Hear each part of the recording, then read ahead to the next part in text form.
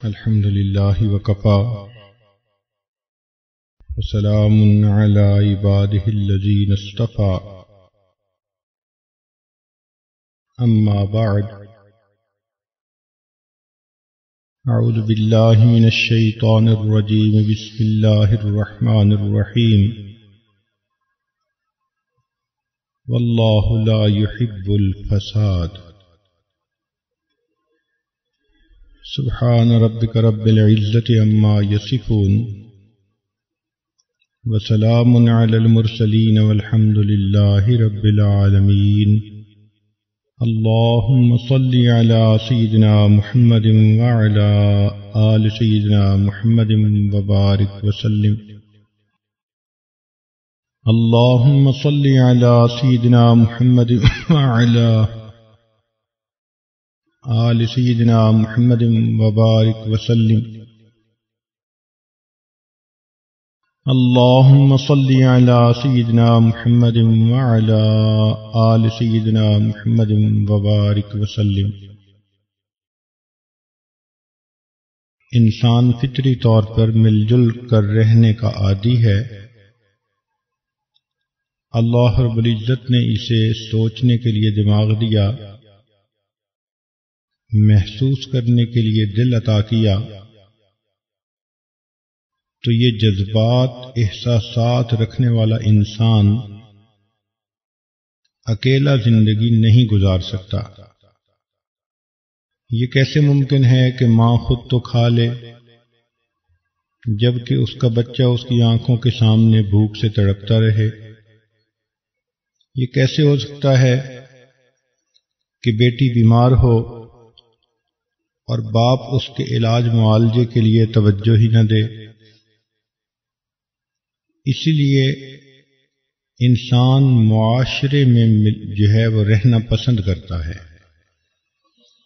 اس کو گھریلو زندگی کہتے ہیں۔ ایک انسان کی بیوی، بچے، یہ سب مل کر ایک گھرانہ بنتے ہیں۔ پھر کئی گھرانے مل کر ایک خاندان بنتا ہے، کئی خاندان مل کر پھر ایک معاشرہ بنتا ہے۔ شہر آباد ہوتے ہیں، ملک آباد ہوتے ہیں، اسی طرح آج دنیا آباد ہے۔ لیکن اس میں ایک چیز دیکھی گئی ہے کہ جس طرح برتن اکٹھے رہیں تو کھٹکتے ہیں، انسان جب مل جل کر رہتے ہیں تو ان کو ایک دوسرے کے ساتھ بسا اوقات رنجشیں ہو جاتی ہیں۔ کبھی انسان اوور ایکسپیکٹ کر لیتا ہے، دوسرا بندہ اس کو پورا نہیں کر سکتا تو اس کو رنجش ہوتی ہے۔ کبھی انسان کی فیلنگز دوسرے کے بیہیویئر کی وجہ سے ہرٹ ہوتی ہیں، تو کسی نہ کسی طرح آپس میں الجھاؤ رہتا ہے۔ شیطان اس صورتحال سے فائدہ اٹھاتا ہے اور پھر دلوں کے اندر ایک دوسرے کے خلاف نفرتیں، کبھی تو سرد جنگ شروع ہو جاتی ہے اور کبھی آپس میں گرم جنگ شروع ہو جاتی ہے۔ اس کا نام فساد ہے، اور قرآن مجید کی آیت کہ اللہ رب العزت فساد کو پسند نہیں کرتے۔ آج کون سا گھر ہے جہاں آپس میں ایک دوسرے کے ساتھ رنجشیں نہ ہوں؟ کہیں بہن بھائی میں رنجشیں، کہیں اولاد اور ماں باپ کے درمیان رنجشیں، کہیں آپس میں میاں بیوی کے درمیان لڑائیاں، کہیں ساس بہو کے جھگڑے، کہیں پر پڑوسی اور پڑوسی کے جھگڑے، اور دفتروں کی تو حالت بتانے کے قابل ہی نہیں۔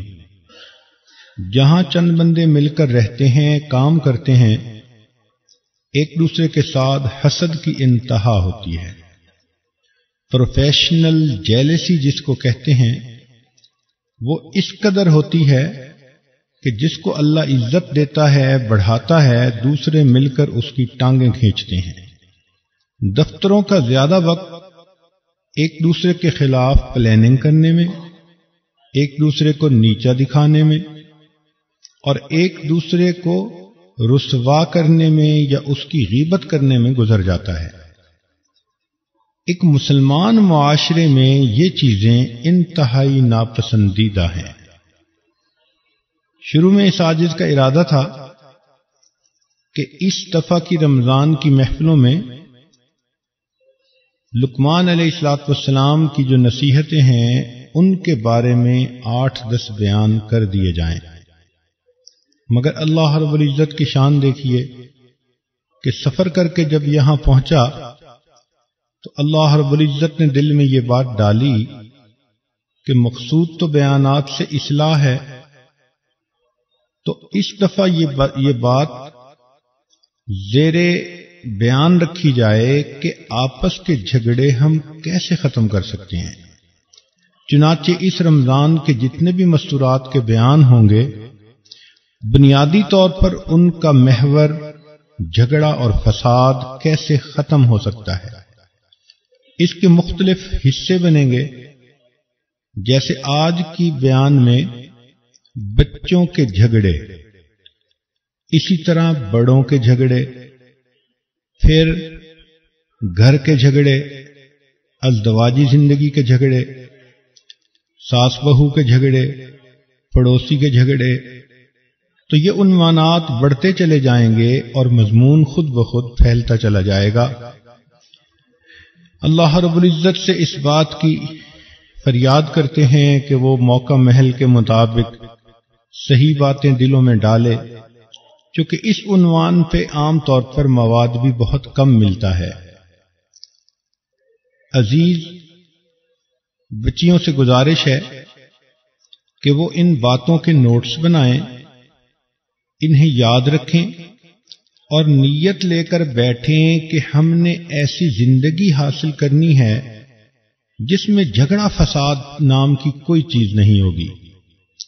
جب ان کا اپنا مائنڈ کلیئر ہوگا تو یہ کل بچوں کی تربیت بھی اسی طرح سے کر سکیں گی۔ تو اس لحاظ سے یہ عنوانات اہم بھی بہت ہیں۔ اللہ رب العزت ان کا حق ادا کرنے کی توفیق عطا فرمائے۔ تاہم بچے کی نفسیات کو سمجھنا ضروری ہے، جس سے کہ پھر یہ بات سمجھنی آسان ہوگی کہ بچوں کے جھگڑوں کی نوعیت کیا ہوتی ہے۔ سائنس کی ایک کتاب ہے جس کا نام ہے برتھ آرڈر۔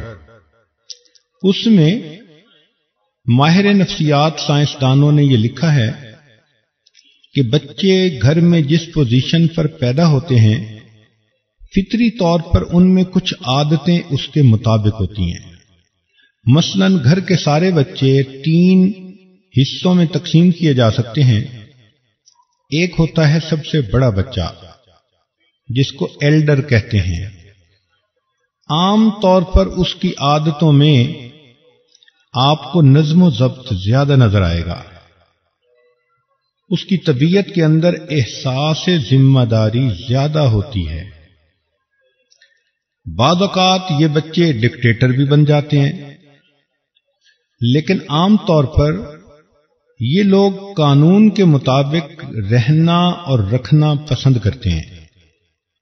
فطری طور پر اللہ نے ان کی طبیعت ایسے بنائی ہوتی ہے، لہذا جو بچہ بھی سب سے گھر میں بڑا ہوگا آپ اس سے ایکسپیکٹ کریں کہ یہ بچہ غیر ذمہ دار نہیں ہو سکتا، ہمیشہ ذمہ دار ہوگا، مگر ذمہ داری کے ساتھ ساتھ اس کے اندر پوزیشن کی بھی طبیعت ہوگی، وہ دوسروں پر رول بھی کرنا چاہتا ہوگا، تو یہ چاہے گا کہ ہر معاملے میں میری بات مانی جائے، مجھے فالو کیا جائے، مجھے بڑا بنا کے رکھا جائے۔ یہ فطری طور پر چیز اس بچے کے اندر ہوتی ہے۔ ایک ہوتا ہے درمیان کا بچہ، مڈل بیبی۔ یہ بچہ جس سے کہ کوئی بڑا ہے اور کوئی چھوٹا ہے، یہ فطری طور پر فائٹر بچہ ہوتا ہے، کیونکہ اس کو اپنے سروائیول کے لیے بڑے سے بھی فائٹ کرنا پڑتا ہے، چھوٹے سے بھی فائٹ کرنا پڑتا ہے، ورنہ بڑے کو اہمیت زیادہ ملتی ہے یا چھوٹے کو مل جاتی ہے، اور درمیان والے عام طور پر اگنور ہو جاتے ہیں۔ چونکہ یہ بچے اگنور ہوتے ہیں، اس لیے طبعاً یہ بچے فائٹر قسم کے بچے ہوتے ہیں، مگر یہ پرابلم سالور بھی ہوتے ہیں، کیونکہ ان کی سروائیول کا مسئلہ ہوتا ہے، ان کے سامنے مسئلے آتے ہیں اور یہ ان سے ڈیل کرنے کی کوشش کرتے ہیں، ون کرنے کی کوشش کرتے ہیں، تو ان میں سینس آف کمپٹیشن دوسروں کی نسبت زیادہ ہوتا ہے۔ اور ایک ہوتا ہے گھر کا سب سے چھوٹا بچہ، جس کو بیبی آف دی فیملی کہتے ہیں، عام طور پر محبتیں بھی اسی کو زیادہ ملتی ہیں، توجہات بھی اسی کو زیادہ ملتی ہیں۔ یہ بچہ عام طور پر شو بوائے بچہ ہوتا ہے، یہ مینیپولیشن کا ماسٹر ہوتا ہے، یہ اپنی حرکتوں سے دوسروں کی محبتوں کو زیادہ سے زیادہ سمیٹنے کا ماہر ہوتا ہے۔ تو گویا کسی کے اگر 5 بچے ہیں تو جو بڑا بچہ ہوا وہ تو ہوا ایلڈر ون، اس کی نفسیات کو اس طرح سے سمجھیں کہ اس کے اندر نظم و ضبط ہوگا، وہ سیریس بچہ ہوگا، احساس ذمہ داری زیادہ ہوگی۔ اور درمیان کے جو 3 بچے ہیں، یہ تینوں بچے مڈل بیبیز کہلائیں گے، تینوں کی نفسیات ایک ہی جیسی ہوگی، ان کو اپنی سروائیول کے لیے فائٹ بھی کرنا پڑے گا، پرابلمز کو سالو بھی کرنا پڑے گا، ان کو جینے کے لیے سٹرگل کرنی پڑتی ہے، اس لیے ان بچوں میں عام طور پر سینس آف سٹرگل زیادہ ہوتی ہے۔ ایک ہوتا ہے سب سے چھوٹا بچہ، اس کو آپ یوں ہی سمجھ لیں کہ وہ گھر کا چونکہ محبوب ہوتا ہے، چھوٹی بیٹی ہو چھوٹا بیٹا ہو، محبتیں بھی زیادہ ملتی ہیں، اور عام ہمارے گھروں کا دستور ہے کہ ماں باپ بھی اسی کے ساتھ رہتے ہیں، وہ پھر اپنی پوزیشن کا ہمیشہ فائدہ اٹھاتا ہے، مگر مینیپولیشن کا عام طور پہ وہ بادشاہ ہوتا ہے۔ اب یہ ضروری نہیں کہ جو باتیں کہی گئیں ہر بچہ ایسا ہی ہو، لیکن جب آپ 1000 بندوں کو دیکھیں گے تو آپ محسوس کریں گے کہ جنرلی عام طور پر بچوں کا بیہیویئر اس کے مطابق ہی ہوتا ہے۔ سائنسدانوں نے لاکھوں بچوں کو اس بات پر پرکھا اور انہوں نے یہ اصول نکالے نفسیات کے۔ اس لیے بچوں کے معاملے میں یہ 3 باتیں ہمیشہ ذہن میں رکھا کریں کہ بچے کا برتھ آرڈر کیا ہے، لہذا اس سے چند چیزیں ایکسپیکٹ کی جانی چاہیے اور پھر اس کے مطابق اس کو ڈیل کرنا چاہیے۔ یہ تو ایک جنرل بات آپ کو اس لیے کہہ دی کہ آپ کے ذہن میں رہے کہ بچوں کو ڈیل کرتے ہوئے آپ کو پتہ ہونا چاہیے کہ آپ کس بچے سے ڈیل کر رہی ہیں، اس کی پرابلمز کس طرح کی ہو سکتی ہیں، اور آپ نے اس کی پرابلمز کو پھر کس طرح سالو کرنا ہے۔ تاہم ایک بات بہت بنیادی ہے کہ بچے کچے ہوتے ہیں، ان کے دماغ ابھی پختہ نہیں ہوتے، ان کا کوئی تجربہ نہیں ہوتا، چھوٹی عمر ہوتی ہے، تو اپنے کچے ذہن کی وجہ سے وہ بچوں والی باتیں کرتے ہیں۔ بڑے بڑے اولیاء بچپن میں بچوں ہی کی طرح رہے، بلکہ عام طور پر بچے کی عادت ہوتی ہے کہ اس کے جب دانت نکل رہے ہوں تو کوئی چیز بھی اس کے منہ میں ڈالو تو وہ اس کو چباتا ہے، اس کو کاٹتا ہے۔ ہر بچے کی عمر میں ایک خاص حصہ ایسا آتا ہے کہ اس کو چیز کو چبانے کی عادت ہو جاتی ہے۔ آپ انگلی دیں تو انگلی کو کاٹے گا، اپنی ہتھیلی دیں تو ہتھیلی کو کاٹے گا، یہ بچے کی فطرت ہے۔ چنانچہ نبی علیہ الصلوۃ والسلام کی بچپن کے واقعات مؤرخین نے بہت تھوڑے لکھے ہیں۔ جو سیرت کی کتابیں ملتی ہیں ان میں آپ کی جوانی کے اگر واقعات دیکھیں تو وہ اگر 99% ہیں تو بچپن کے واقعات 1% بھی نہیں ملتے۔ وجہ یہ تھی کہ کوئی جانتا بھی نہیں تھا کہ یہ بچہ جو آج گودوں میں پل رہا ہے کل اس نے بڑے ہو کر पूरी दुनिया के मुअल्लिम बनकर पेश होना है और अल्लाह रब्बुल इज्जत के महबूब होना है। इसलिए बचपन के वाकयात इतने ज्यादा किताबों में नहीं कलमबंद किए गए। चंद एक वाकयात हैं जिनमें से कुछ वाकयात तो नबी अलैहिस्सलाम ने खुद ही बतला दिए, और एक वाकया ऐसा भी है कि आपको आपकी बहन शीमा वो उठाया करती थी, तो गालबन ऐसी ही उम्र होगी कि जिसमें इंसान के दांत निकलते हैं और उसको काटने में मजा भी आता है और उसके लिए एक नया तजर्बा भी होता है। तो शीमा ने कहीं आपको कंधे से लगाया तो नबी अलैहिस्सलाम ने कंधे पर उसके दांत से काटा। ये इतना ज्यादा था कि उसके निशान पड़ गया। अल्लाह की शान देखें कि ये निशान उनके रहा। चुनाचे जब उनके कबीला के लोग गिरफ्तार होकर गए तो शीमा उस वक्त बूढ़ी हो चुकी थी। वो नबी अलैहिस्सलाम की खिदमत में आई और उन्होंने बताया कि मैं आपकी बहन हूं। नबी अलैहिस्सलाम ने फरमाया कि मैं तो अपने बाप का एक ही बेटा हूं, आप मेरी बहन कैसे? तो उसने बताया कि मैं हलीमा की बेटी आपकी रजाई बहन हूं। और निशानी के तौर पर उसने कहा कि एक मर्तबा मैंने उठाया हुआ था और आपने काटा था और मेरे जिस्म पर वो निशान आज भी मौजूद है। तो नबी अलैहिस्सलाम ने उस निशान को देखा तो आपको भी याद आया कि हां, बचपन में ऐसा मामला पेश आया था। इसके बाद नबी अलैहिस्सलाम ने अपनी चादर बिछाई और अपनी बहन को उस चादर पर बिठाया। तो बात करने का मकसद सिर्फ इतना था कि बचपन तो बचपन ही होता है। बड़े बड़े औलिया का बचपन भी इसी तरह गुजरा कि उन्होंने बचपन में बहुत ही कच्चे किस्म के काम भी किए जो आम तौर पर बच्चे करते हैं। तो बच्चे से बच्चों वाली बातें ही एक्सपेक्ट करनी चाहिए। लिहाजा माओं और बहनों को चाहिए कि बच्चे से बड़े मर्दों वाली बातें एक्सपेक्ट मत करें, बच्चों वाली बातें एक्सपेक्ट करें। वो बचपन की उम्र में है, ज़हन कच्चा है, तजर्बा नहीं, तो वो इस किस्म की बातें करेगा। लिहाजा एक्सपेक्टेशन का लेवल भी उसी तरह रखना चाहिए।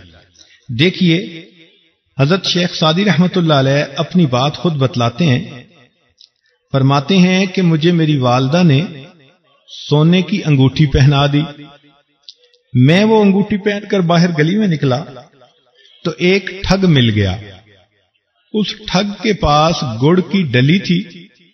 उसने मुझे उठाकर प्यार किया और मुझे कहने लगा कि तुम अपनी अंगूठी को चखो। मैंने अंगूठी को जबान से लगाया तो बेजायका सी थी। फिर उसके बाद उसने गुड़ की डली दी कि इसको चखो। जब मैंने गुड़ को चखा तो बड़ा मजेदार था। कहने लगा कि मजेदार चीज ले लो और बेमजा चीज दे दो। कहने लगे कि मुझे गुड़ का इतना मजा आया कि मैंने उसे अंगूठी उतारने दी और गुड़ की डली लेकर घर वापस आ गया। अब बच्चे थे, कच्चे थे, तो गुड़ की डली के बदले सोने की अंगूठी देकर आ गए। तो इस उम्र में इंसान गलतियां भी करता है और सीखता भी है। फरमाते हैं कि मैं एक मर्तबा अपने वालिद के साथ मेला देखने गया। वालिद ने कहा कि बेटा, मजबूती से मेरा हाथ पकड़ना, भीड़ ज्यादा है, छोड़ना नहीं। मैंने कहा बहुत अच्छा। अब मैं चल भी रहा था, इधर उधर भी देख रहा था। इधर उधर की चीजें देखने में मैं ऐसा महव हुआ कि हाथ छूट ही गया। और उसके बाद बहुत देर वालिद मुझे ढूंढते रहे।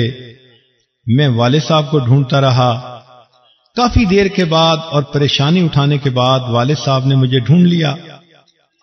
जब उन्होंने मुझे ढूंढा तो मुझे कहा कि तुम्हें मैंने कहा था कि पकड़े रखना, तुमने ये कपड़ा क्यों छोड़ा? तो मैंने फिर उनको कहा कि मैं किसी चीज को देखने में मशगूल हो गया, तवज्जो नहीं रही। तो कहने लगे कि वालिद ने मेरे कान खींचे और कान खींचकर कहा कि देखो बच्चे, जिस तरह तुमने अपने बड़े का हाथ मजबूती से न पकड़ा तो दुनिया के मेले में गुम हो गए, इसी तरह तुम बड़े होकर अगर अपने बड़ों का हाथ मजबूती से नहीं पकड़ोगे تو پھر دنیا کے میلے میں گم ہو جاؤ گے۔ کہنے لگے کہ بچپن کی ہوئی والد کی یہ بات مجھے آج بھی یاد آتی ہے کہ واقعی جو اپنے بڑوں کا ساتھ چھوڑ بیٹھتا ہے وہ پھر دنیا کے جلملاہٹ کے اندر گم ہی ہو جایا کرتا ہے۔ فرماتے ہیں کہ میں چھوٹا سا تھا، اپنے والد کے ساتھ تہجد میں اٹھ جایا کرتا تھا۔ ایک رات میں نے تہجد پڑھی تو گھر کے کچھ لوگ سوئے ہوئے تھے، تو میں نے ابو سے کہا کہ ابو دیکھو یہ لوگ سوئے پڑے ہیں، یہ اٹھ کے پڑھتے ہی نہیں تہجد۔ تو والد نے کہا کہ بیٹا تم اگر سوئے رہتے تو زیادہ بہتر تھا، اس لیے کہ اب جو تم نے یہ بات کی یہ غیبت میں داخل ہے، ان کو سونے پر اتنا گناہ نہیں ہوگا جتنا تمہیں غیبت کے کرنے پر گناہ ہوا۔ تو دیکھیے کس طرح بچہ باتیں کر رہا ہے اور عقل مند باپ اس بچے کو ساتھ ساتھ تعلیم بھی دے رہا ہے، اس کی تربیت بھی کر رہا ہے۔ یہ شیخ سعدی رحمت اللہ علیہ ایک بڑے استاد کے شاگرد بنے جن کا نام تھا ابن جوزی رحمت اللہ علیہ، جنہوں نے تلبیس ابلیس لکھی۔ تو فرماتے ہیں کہ میں شافعی مذہب پہ تھا اور استاد مجھے اس کے مطابق تعلیم دے رہا تھا۔ ایک دن استاد نے مجھے پڑھایا کہ روزے میں مسواک نہیں کرنی چاہیے۔ امام اعظم ابو حنیفہ رحمت اللہ علیہ کے نزدیک روزے میں مسواک کا کرنا جائز ہے، مگر امام شافعی رحمت اللہ علیہ اس میں بہت احتیاط برتتے ہیں۔ وہ فرماتے ہیں کہ نہیں، جب اللہ کو روزے دار کی مہک ہی اچھی لگتی ہے تو مسواک کیا کرنی۔ بہرحال ان کا اپنا نقطہ نظر۔ کہنے لگے کہ میں نے جب یہ پڑھا تو میں نے گھر آ کر اپنے والد کو کہا کہ ابو روزے میں مسواک نہیں کرنی ہوتی۔ جب میں نے یہ بتایا تو میرے والد نے کہا کہ بیٹے تم روزے میں مسواک نہ کرنے کی تو اتنی احتیاط کر رہے ہو، اور ابھی جو تم نے بات کی تو وہ غیبت تھی اور تم نے اپنا مردہ بھائی کا گویا گوشت کھا لیا، تو کیا روزے میں یہ گوشت کھانا تمہارے لیے جائز تھا؟ کہنے لگے تب مجھے سمجھ میں آئی کہ واقعی روزے کی حالت میں غیبت سے کتنا بچنا چاہیے۔ تو یہ میں مثال اس لیے عرض کر رہا ہوں کہ آپ کو یہ پتہ رہے کہ جو اہل علم ہوتے ہیں، مرد ہوں یا عورتیں ہوں، وہ بھی اپنے گھر کے بچوں سے باتیں کرتی ہیں، مگر وہ بات بات کے مطابق ان بچوں کی اصلاح بھی کرتی چلی جاتی ہیں، ان کو سمجھاتی بھی چلی جاتی ہیں، اور اسی طرح بچے ماشاء اللہ پلتے بھی رہتے ہیں اور ساتھ سنورتے بھی رہتے ہیں۔ اور جن ماؤں کو علم نہیں ہوتا، یا تو وہ غلطیوں پہ بھی درگزر کر دیں گی، پیار کر لیں گی، اور یا پھر انسان کو چھوٹی چھوٹی بات پر جائز سوال کے اوپر بھی ڈانٹ کر چپ کروا لیں گی۔ یہ دونوں چیزیں غلط ہوتی ہیں۔ بچے کچے ہوتے ہیں، ایسے کام کرتے ہیں، حرکتیں کرتے ہیں کہ جو ناپسندیدہ ہوتی ہیں، مگر ان کو طریقے سے سمجھانا چاہیے اور ان سے ایکسپیکٹ کرنا چاہیے کہ یہ شرارتیں بھی کریں گے اور کچھ اور جو ہے اس قسم کی کام بھی کریں گے۔ مولانا آزاد فرماتے ہیں میں چھوٹا سا تھا تو گھر میں والد صاحب کا عمامہ پڑا ہوتا تھا، تو میں کیا کرتا کہ اپنی بہنوں کو اکٹھا کر لیتا اور اپنے سر پہ اپنے والد کا عمامہ رکھتا اور بڑی شان سے اکڑ کے چلتا، اور میں بہنوں کو کہتا ہٹو راستہ دو، اس لیے کہ دہلی کے مولانا آ رہے ہیں۔ اس لیے کہ بچپن میں نے سنا ہوا تھا کہ دہلی میں کوئی بڑے مولانا رہتے ہیں۔ تو فرماتے ہیں کہ میں اپنی بہنوں کے ساتھ گویا یہ کھیل کھیلتا تھا کہ سر پہ عمامہ رکھ کے میں چلتا تھا اور پھر کہتا تھا کہ ہٹو دیکھو دہلی کے مولانا آ رہے ہیں، اور پھر میں اپنی بہنوں کو کہتا کہ تم لوگ میرا استقبال کرو اور استقبال میں تم نعرے لگاؤ۔ اب بہنیں کہتی کہ ہم کیوں نعرے لگائیں؟ اس لیے کہ مولانا جو آ رہے ہیں۔ تو وہ کہتی کہ نہیں، مولانا کو استقبال کے لیے تو ہزاروں لوگ ہوتے ہیں، ہم تو 2-3 ہیں۔ تو کہتے کہ نہیں، تم یوں ہی سمجھ لو کہ تم ہزاروں ہو اور میرا استقبال کر رہے ہو، لہذا تم نعرے لگاؤ۔ اب چھوٹا سا بچہ دیکھو اپنی بہنوں کے ساتھ کس طرح یہ بات کھیل رہا ہے۔ ان کی ایک بڑی بہن تھی، ایک مرتبہ اس نے بچپن میں ان کو کوئی کام کہا، انہوں نے نہ کیا، ضد کر گئے، تو بڑی بہن خفا ہوئی اور اس نے اپنے والد کو کہا کہ ابو یہ ہمارے بچے تو بالکل سڑے ہوئے انڈوں کی طرح ہیں۔ تو کہنے لگے کہ جب میں نے سنا نا کہ بہن نے کہا کہ یہ تو سڑے ہوئے انڈوں کی طرح ہے، تو میں نے اسی وقت اپنے منہ سے چوں چوں کی آواز نکالنی شروع کر دی اور کہا کہ دیکھو اگر انڈے سڑے ہوئے ہوتے تو اس میں سے یہ مرغی کے بچے کیسے نکلتے؟ اب چھوٹا بچہ ہے، دیکھو وہ اپنی بہن کی بات پہ کس طرح ری ایکٹ کر رہا ہے۔ تو بچے کھیلتے بھی ہیں تو پھر اپنے گھر کے ماحول کے مطابق ہی باتیں کھیلتے ہیں، یا اپنے بڑوں کو جو کرتے دیکھتے ہیں پھر وہی ان کا کھیل بن جاتا ہے۔ مولانا طلحہ دامت برکاتہم خود ایک مطلب فرمانے لگے کہ میں چھوٹا سا تھا، گلی میں بیٹھا ہوا اور میں ایک بچے کو بیعت کر رہا تھا، اس لیے کہ میں نے اپنے والد کو بیعت کرتے دیکھا تھا۔ اب میں چھوٹا جو ہے وہ بچے کو بیعت کے کلمات پڑھا رہا تھا، اس کے ہاتھ اپنے ہاتھ میں لیے ہوئے تھے۔ اللہ کی شان کے ادھر سے حضرت مدنی رحمت اللہ علیہ تشریف لے آئے۔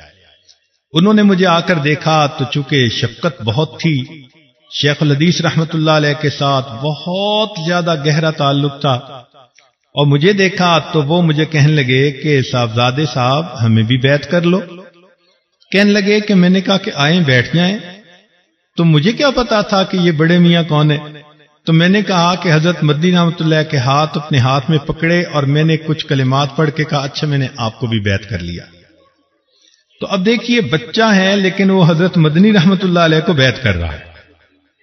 بچے اسی طرح کے کام کرتے ہیں تو ان سے ایسی باتیں ایکسپیکٹ کر لینی چاہیے۔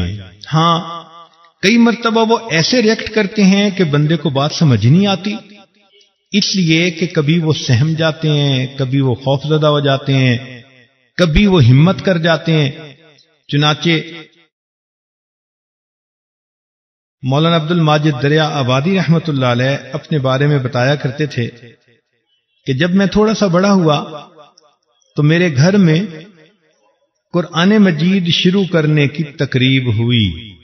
اس زمانے میں اس کو رسم بسم اللہ کہا جاتا تھا، اور یہ دو رسمیں بڑے شان سے منائی جاتی تھیں۔ ایک رسم بسم اللہ قرآن شروع کروانے سے پہلے، اور ایک رسم آمین جب قرآن ختم ہوا کرتا تھا۔ اس زمانے کی یہ تقریبات ہوا کرتی تھیں۔ کہنے لگی کہ امی نے مجھے نہلایا، پھر بہن نے مجھے اچھے کپڑے پہنائے، خوشبو لگائی، خوب مجھے سجا دیا گیا۔ گھر کے اندر رشتہ داروں کو بلایا گیا، سب نے اچھے کپڑے پہنے ہوئے ہیں، مٹھائی کا انتظام کیا ہوا، خوش باش ہیں، حتیٰ کہ ایک قاری صاحب کو بھی بلا لیا گیا جنہوں نے آ کر مجھے بسم اللہ پڑھانی تھی۔ اب جب سارے لوگ خوشیوں کے ساتھ اکٹھے میری طرف متوجہ ہوئے، حتیٰ کہ گھر کی عورتیں وہ بھی پردے کے پیچھے لگ کر میری آواز سے بسم اللہ سننے کو ترس رہی ہیں اور خوش ہو رہی ہیں کہ بچہ آج اللہ کا قرآن شروع کرے گا، تو قاری صاحب نے مجھے کہا کہ بچے پڑھو بسم اللہ۔ کہنے لگے مجھے ایسی چپ لگ گئی کہ میں نے کچھ بھی نہ پڑھا۔ بار بار قاری صاحب کہہ رہے ہیں، حتیٰ کہ مجھے والد نے کہا، دوسروں نے کہا، مگر کچھ ماحول ایسا تھا کہ مجھے چپ ہی لگ گئی اور میں بولنے پہ آمادہ ہی نہ ہوں۔ بہت سمجھایا گیا، حتیٰ کہ 10-15 منٹ خوب منتیں کی گئیں، اور میں نے نہ اس وقت بولنا تھا نہ میں بولا، چپ لگی ہوئی تھی۔ حتیٰ کہ لوگ اٹھ گئے کہ چلو جی اگر نہیں پڑھتا تو کوئی بات نہیں۔ عورتوں کے دلوں کے اندر بھی اداسی آ گئی کہ بچے نے اس موقع پہ نہیں پڑھا۔ والد کو غصہ آیا تو والد نے مجھے پھر ایک تھپڑ بھی لگا دیا کہ جب سب تجھے کہہ رہے ہیں کہ پڑھو تو پڑھ کیوں نہیں رہے؟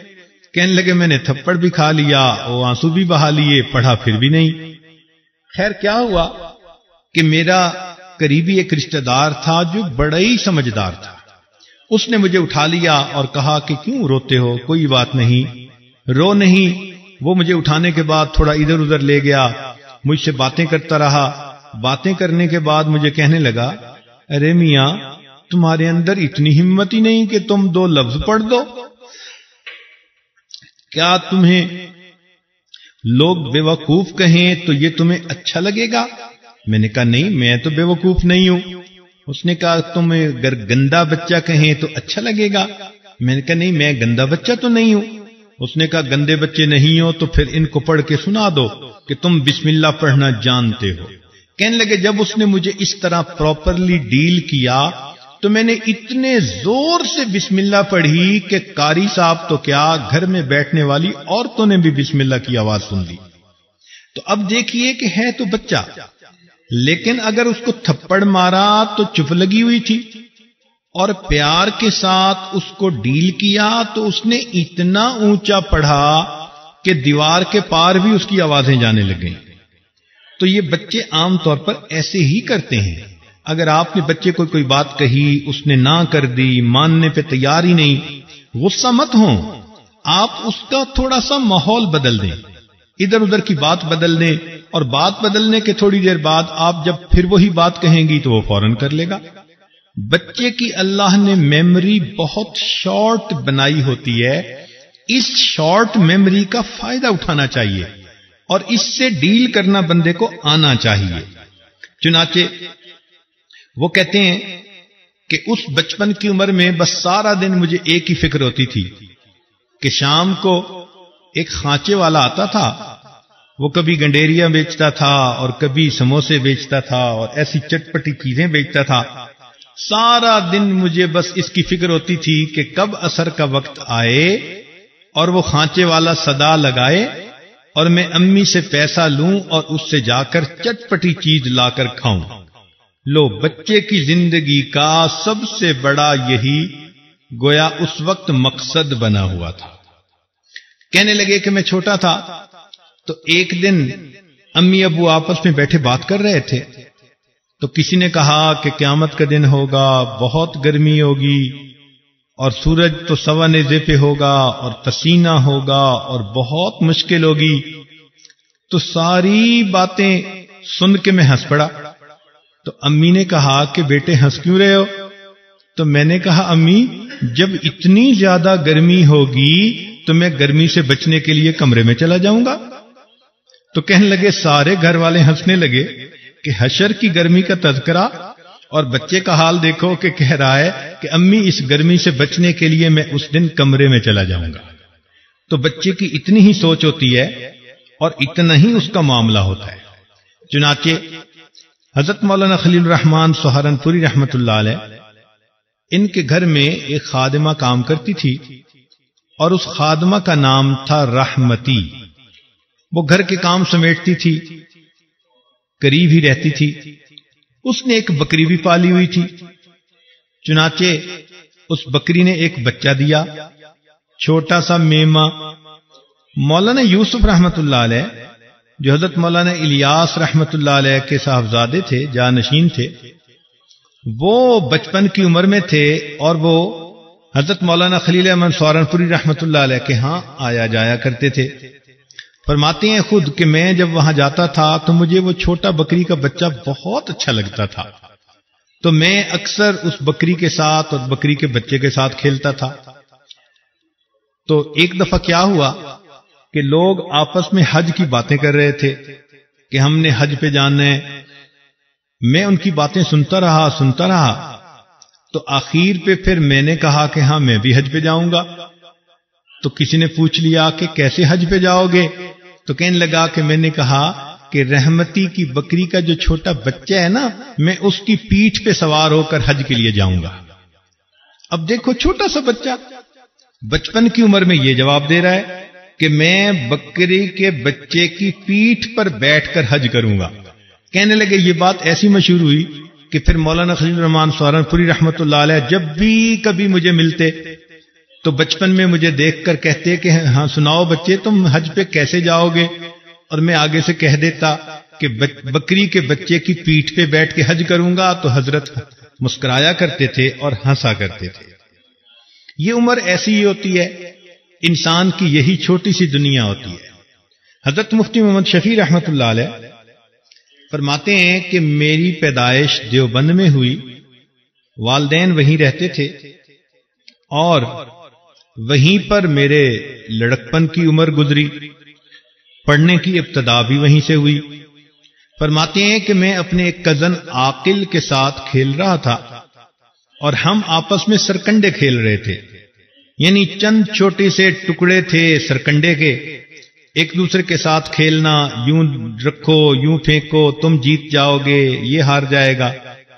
کہنے لگے سرکنڈوں کا کھیل میں اپنے کزن کے ساتھ کھیل رہا تھا کہ اس نے سارے ہی سرکنڈے مجھ سے جیت لیے۔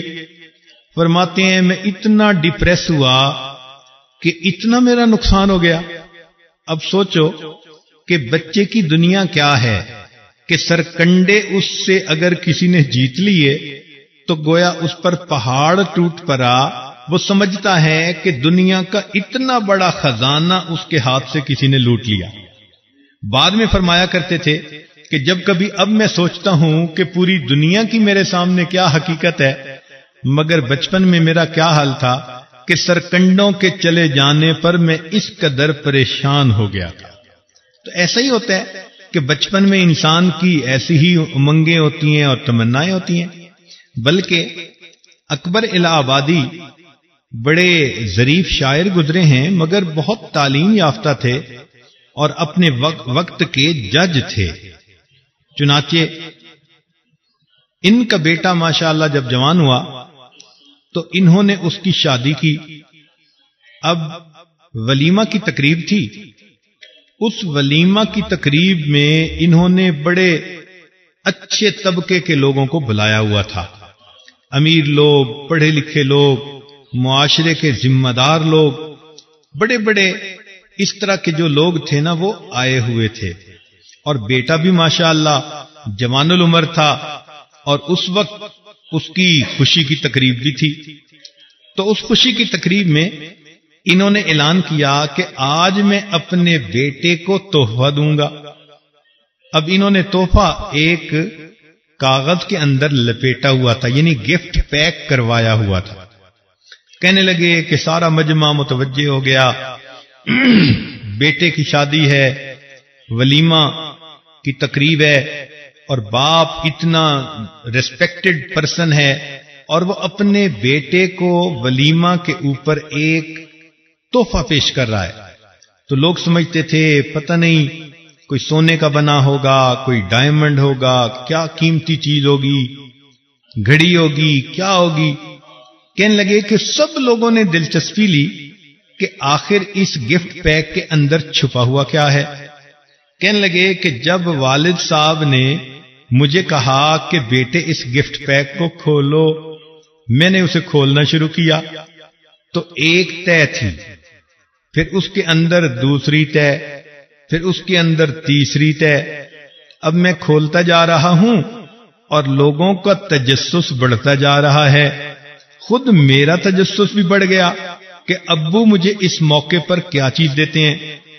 کہنے لگے کہ جب میں نے آخر پر آخری تہ اتاری تو اندر ایک چھوٹا سا کھلونا تھا بچوں کے کھیلنے کا۔ جب وہ کھلونا نکلا تو سارا مجمع ہنسنے لگا۔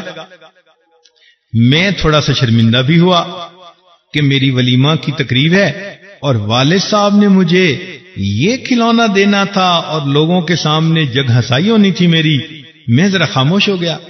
خیر لوگ تو ہنسے مسکرائے، انجوائے کیا اور چلے گئے۔ چند دن کے بعد ابو سے بیٹھے میری بات ہو رہی تھی، میں نے کہا ابو آپ نے میرے ساتھ ٹھیک نہیں کیا۔ کیوں بیٹے؟ اس لیے کہ آپ نے مجھے اتنے بڑے مجمع کے سامنے مذاق بنا دیا، سارے مجھ پر ہنسنے لگے کہ مجھے آپ نے یہ چھوٹا سا کھلونا دیا اس تقریب کی خوشی میں۔ تو اس وقت والد نے بات سمجھائی کہ دیکھو بیٹا، میں تمہیں ایک میسج دینا چاہتا تھا، ایک پیغام سمجھانا چاہتا تھا۔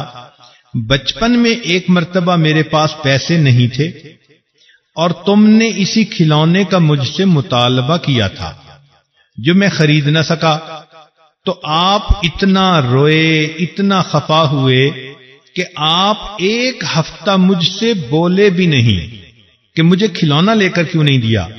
اتنی محبت تھی، اتنی چاہت تھی، اس کھلونے کی اتنی پسندیدگی تھی آپ میں کہ آپ نے اپنے والد سے 1 ہفتہ کلام تک نہ کیا۔ میں نے یہ سوچا کہ آج اس شادی کی خوشی کی تقریب میں یہ کھلونا آپ کو لے کر دوں اور آپ کو یہ سمجھاؤں کہ دیکھو بیٹے، بچپن میں اس کھلونے کو لینا یہ آپ کی آرزو تھی، یہ آپ کی تمنا تھی، لیکن جب آپ جوانی میں پہنچے اور بھرے مجمع میں لوگوں کے سامنے آپ کی تمنا کو پیش کیا تو آپ کو خود بھی شرمندگی ہوئی کہ کیا اس چیز کے پیچھے میں نے اپنے والد سے منہ موڑ لیا تھا۔ میں یہ پیغام دینا چاہتا تھا کہ بیٹے، بچپن کی تمنائیں جوانی میں اگر بندے کے سامنے کھولی جائیں، بھرے مجمع میں بندے کو شرمندگی ہوتی ہے۔ تم جوانی میں اپنی کوئی ایسی آرزو اور تمنا مت بنانا کہ کل قیامت کے مجمع میں اگر اسے کھول دیا جائے تو تمہیں وہاں جا کر شرمندگی ہو۔ تو دیکھیے، جو اچھے ماں باپ ہوتے ہیں وہ بچوں کو ان چھوٹی چھوٹی باتوں میں ہی اچھی تعلیم دیتے ہیں اور بالآخر ان بچوں کو اچھا انسان بنا دیتے ہیں۔ اب دیکھیے، کچھ بچے ایسے ہوتے ہیں کہ جن میں شروع سے یہ احساس ذمہ داری ہوتا ہے اور لڑکپن میں ہی وہ بڑے ذمہ دار بن کے رہتے ہیں۔ حضرت مفتی کفایت اللہ رحمۃ اللہ علیہ فرماتے ہیں کہ بچپن میں میرے گھر کے حالات غربت ہی کے تھے، مگر میں نے کسی سے ٹوپیاں بنانا سیکھ لیا تھا۔ جیسے عورتیں قریشیے کے ساتھ بیٹھ کے مختلف چیزیں بناتی رہتی ہیں، تو کہنے لگے کہ بس میں بھی اسی طرح بیٹھ کے وہ ٹوپی بناتا رہتا تھا، حتیٰ کہ کئی مرتبہ استاد کلاس میں پڑھا رہا ہوتا تھا، میں پیچھے بیٹھا ہوتا تھا، سبق بھی سن رہا ہوتا تھا اور ساتھ ٹوپی بھی بنا رہا ہوتا تھا، مگر اللہ نے ذہن ایسا دیا تھا کہ ساتھ والے بچے جب کوئی چیز نہیں سمجھ سکتے تھے تو میں ٹوپی بنانا چھوڑ کر ان کو وہ بات سنا دیتا تھا، تو وہ حیران ہوتے تھے کہ تم ٹوپیاں بناتے ہوئے استاد کا درس سنتے ہو اور اتنا تمہیں یاد ہوتا ہے۔ فرماتے میں اس طرح ٹائم بچا کے ٹوپیاں بناتا، ان کو بیچتا اور اس سے جو مجھے تھوڑے سے پیسے ملتے اس سے میں اپنے مدرسے کا خرچہ چلایا کرتا تھا۔ تو بعض بچے ایسے بھی ہوتے ہیں کہ اپنے بچپن میں ان کو اللہ رب العزت احساس ذمہ داری دے دیتے ہیں۔ خود مفتی شفیع رحمۃ اللہ علیہ فرماتے ہیں کہ میں اپنی بستی سے جب دارالعلوم میں پڑھنے کے لیے آتا تو سردیوں کی راتوں میں امتحانوں کے قریب رات کو ذرا دیر تک پڑھنا ہوتا تھا، تیاری کرنی ہوتی تھی۔ جب میں واپس لوٹ کے آتا تو گھر کے سارے لوگ سوئے ہوتے تھے، امی اٹھتی اور اس وقت مجھے وہ کھانا گرم کر کے دیتی، تو میں امی کی منت سے ماجت کرتا کہ آپ کیوں سردیوں میں اٹھتی ہیں، بس آپ کھانا رکھ دیا کریں، میں خود ہی آ کے کھا لیا کروں گا۔ بڑی مشکل سے امی کو میں نے منایا۔ فرماتے کہ میں جب آتا تو سالن جمع ہوا ہوتا، میں اس کے اوپر سے جو جمی ہوئی تہتی وہ ہٹا دیا کرتا تھا اور ٹھنڈا کھانا کھا کر گزارا کر لیتا، لیکن میں اپنی تعلیم میں حرج آنے نہیں دیتا تھا۔ اب دیکھو نا، جن بچوں کے اندر بچپن لڑکپن سے یوں علم کا شغف ہو، شوق ہو، طلب ہو، احساس ذمہ داری ہو اور وہ علم کی خاطر اس طرح اپنی ضرورتوں کو بھی قربان کریں، پھر وہ لوگ ہوتے ہیں جو اپنی جوانی میں آسمان علم کے اوپر ستارے بن کر چمکا کرتے ہیں۔ پھر ایک وقت آیا، اللہ رب العزت نے اس بچے کو مفتی اعظم پاکستان بنا دیا۔ چنانچہ بچپن میں ایک تو بچے کا ذہن کچا ہوتا ہے، ماں باپ کو یہ چاہیے کہ وہ جن کے ساتھ کھیل رہا ہے اس پر بہت زیادہ توجہ دیں، اس لیے کہ دوست سے اتنا کچھ وہ سیکھتا ہے کہ جتنا وہ ماں باپ سے نہیں سیکھتا۔ بچی ہے تو سہیلی سے سیکھے گی، بچہ ہے تو اپنے دوست سے سیکھے گا۔ اس لیے مولانا یحییٰ رحمۃ اللہ علیہ فرماتے تھے کہ اگر بچہ بالکل کند ذہن ہو لیکن دوست اس کا نیک ہو تو اس بچے کی کشتی کبھی نہ کبھی کنارے لگ جائے گی، اور بچہ کتنا ہی ذہین کیوں نہ ہو، اگر دوست اس کا برا ہو تو کبھی نہ کبھی اس کی کشتی بیچ دریا میں ڈوب جائے گی۔ چنانچہ انہوں نے حضرت شیخ الحدیث رحمت اللہ علیہ کی کتنی اچھی تربیت کی کہ ان کے بیٹے پھر اپنے وقت کے شیخ الحدیث بنے، اور اللہ رب العزت نے ان کو کیا قبولیت عامہ عطا فرمائی۔ چنانچہ بعض بچے بچپن میں ہی سعادت کے آثار لے کر آتے ہیں، جیسے حضرت مولانا قاسم نانوتوی رحمت اللہ علیہ کے خاندان میں ان کے بچے تھے حافظ احمد صاحب۔ اللہ کی شان کہ ان کی شادی ہوئی تو ایک آدھ بچہ ہوا جو بچپن میں ہی فوت ہو گیا، پھر کچھ عرصہ بچے ہی نہیں ہوئے، امید ہی نہیں لگی، سب لوگ فکر مند تھے اور سب چاہتے تھے کہ خاندان قاسمی کا سلسلہ یہ چلتا رہے، علمی گھرانہ ہے اور یہ علمی یادگاریں آگے بڑھتی رہیں، قیامت تک ان کا فیض چلے، سب لوگ دعائیں کرتے تھے۔ چنانچہ کوئی امید ہی نہیں نظر آتی تھی، تو ایک مرتبہ کسی نے، ایک بزرگ تھے فتح پور کے رہنے والے، ان کی طرف کوئی جانے والا آدمی تھا، اس کو پیغام دے کر بھیجا کہ جی حافظ احمد صاحب کے لیے اولاد کی دعا کریں۔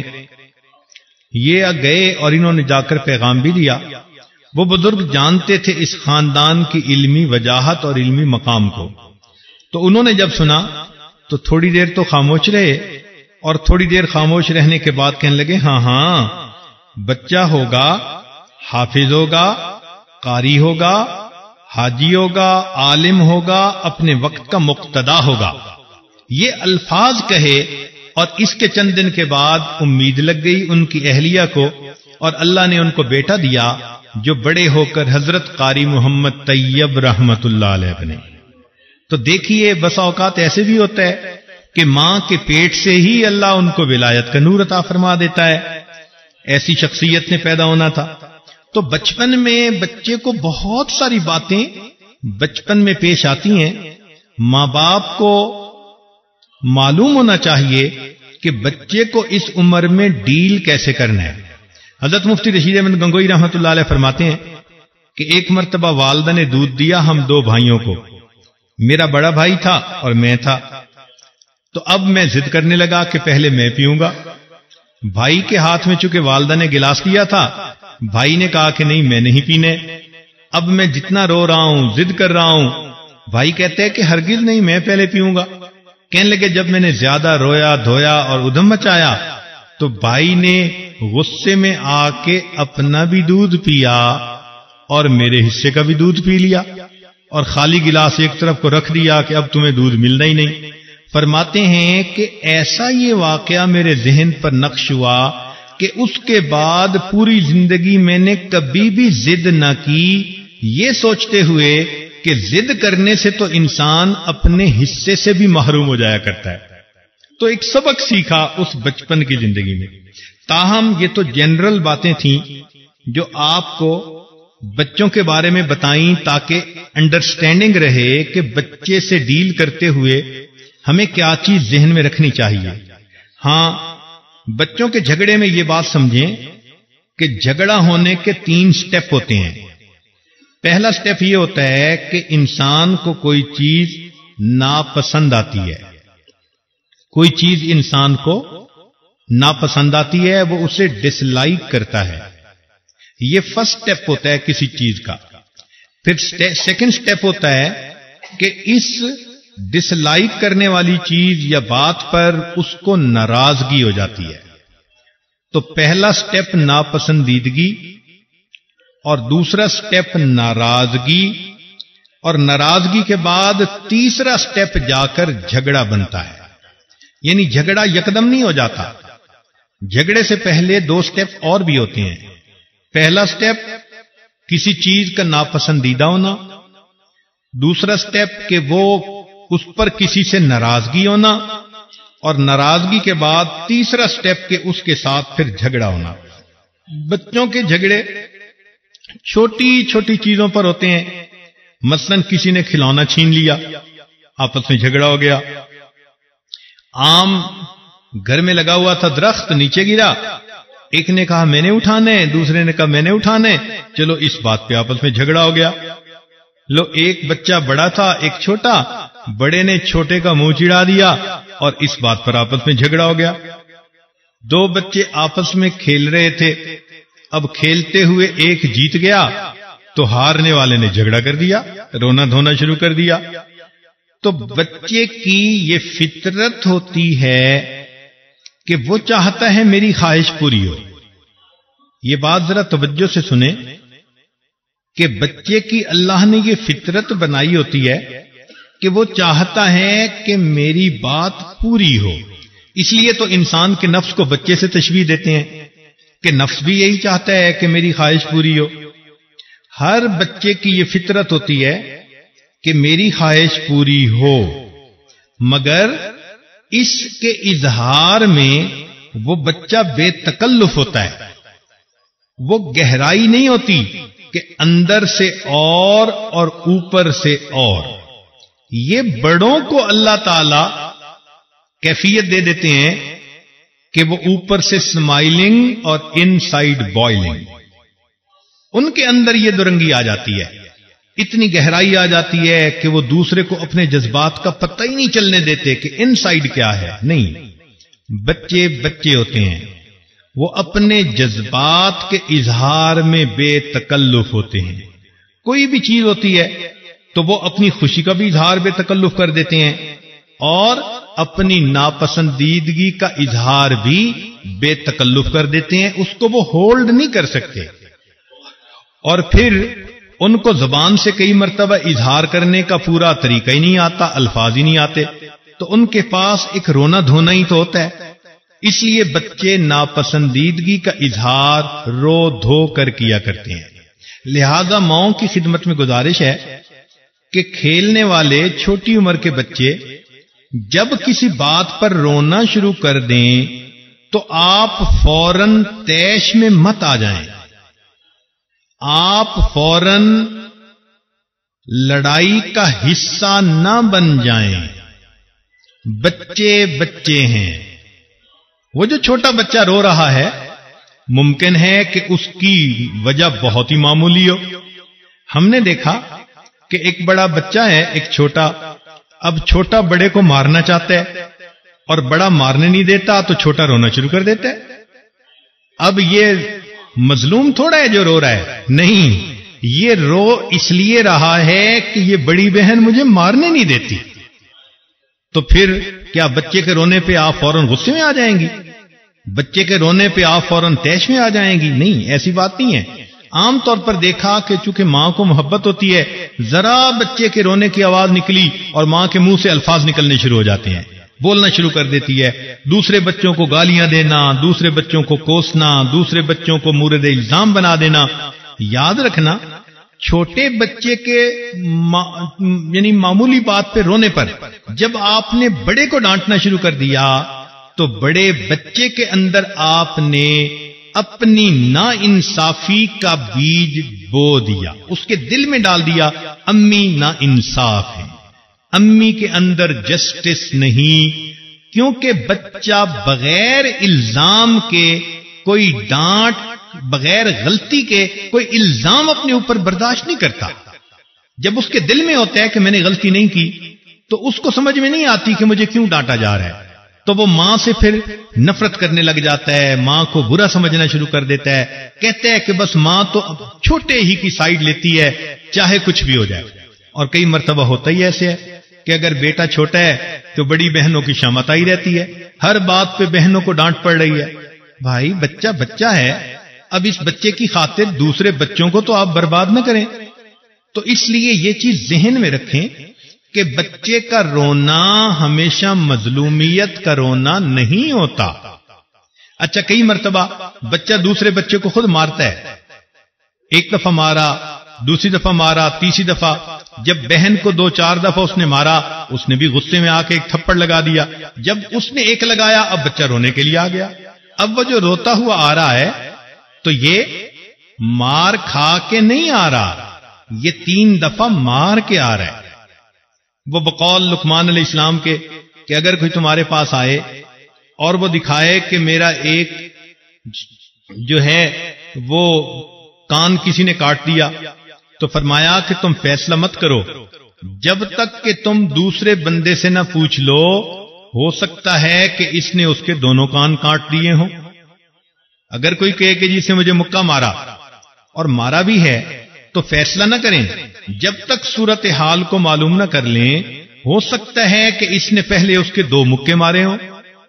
تو بچوں کے جھگڑے اسی طرح کے ہوتے ہیں، اور عام طور پر دیکھا کہ اس میں بڑوں کی غلطی یہ ہوتی ہے کہ وہ جلد بازی کر لیتے ہیں۔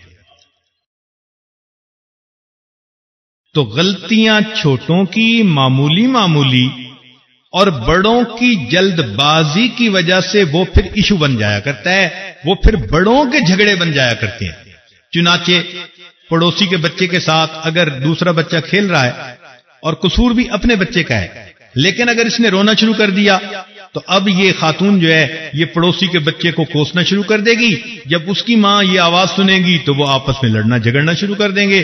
چھوٹوں کی بات تھی، بڑوں کے جھگڑے آپس میں بن گئے اور آپس میں نفرتیں آنے لگ گئی۔ تو ایسی جلد بازی نہیں کرنی چاہیے۔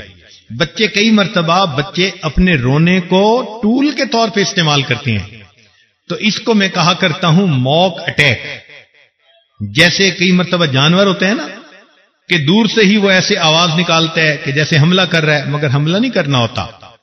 وہ کہتا ہوتا ہے کہ ذرا دور رہو، بی اویئر، سائیڈ پہ رہو، کاشن۔ تو اس نے وہ کاشن دینی ہوتی ہے، مگر کاشن دینے کے لیے وہ کرتا ایسے ہے جیسے کہ وہ حملہ کر رہا ہے۔ اس کو موک اٹیک کہتے ہیں۔ تو بچے کئی مرتبہ موک اٹیک کرتے ہیں اپنی ماں کو متوجہ کرنے کے لیے۔ تو جو مائیں ذرا سی اون پر فوراً بھاگی آتی ہیں، پھر ان بچوں کو رونے کی بھی عادت پڑ جاتی ہے اور گودوں کا بھی چسکا پڑ جاتا ہے، وہ پھر نیچے اترنے کا نام ہی نہیں لیتے۔ بچے کا رو پڑنا یہ کوئی اتنی بڑی بات نہیں ہوتی، کئی مرتبہ اس کے رونے کو برداشت کرنا ہوتا ہے، بچے کو سمجھانا ہوتا ہے کہ ہر مرتبہ ہر بات پہ رو پڑنا یہ کوئی عادت نہیں ہوتی اچھی۔ چنانچہ جن بچوں کو رونے کی عادت پڑ جاتی ہے وہ ماؤں کے لیے مصیبت کر دیا کرتے ہیں، اس کو سکھ کا سانس ہی نہیں لینے دیتے۔ تو اس لیے بچوں کے رونے پر کب صحیح ریئیکٹ کرنا ہے اور کب اس کو نارمل لینا ہے، اس بات کو اچھی طرح آپ سمجھ لیجئے۔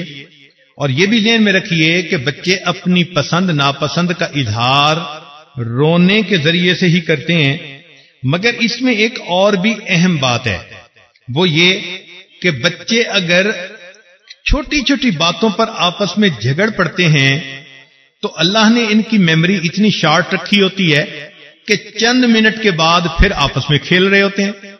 بچے کے رونے میں اور بچے کے ہنسنے میں 5 سیکنڈ کا فرق بھی نہیں ہوا کرتا۔ ابھی بچے کے آنسو بہ رہے ہیں، ابھی اس کو ماں نے اٹھا لیا، اس کے آنسو ختم، اس کا رونا ختم۔